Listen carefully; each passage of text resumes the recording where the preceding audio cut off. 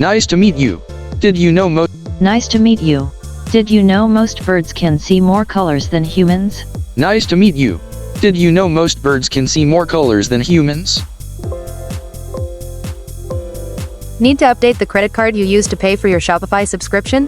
It's a simple but important task to avoid any service interruption. I'll show you where. Welcome back to Guide with Samuel. This is the card Shopify charges for your monthly plan and any app subscriptions. In your Shopify admin, go to Settings, Billing.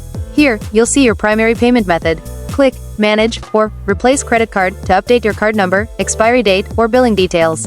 You can also see all your upcoming and past charges here, which is great for keeping track of expenses. A crucial pro tip: update your card before it expires. If your payment fails, Shopify will send you emails, but if it lapses for too long, your store could be temporarily suspended or your custom domain could turn off. It's an easy thing to avoid.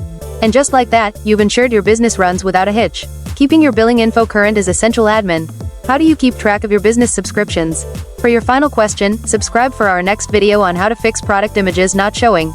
Thanks for watching.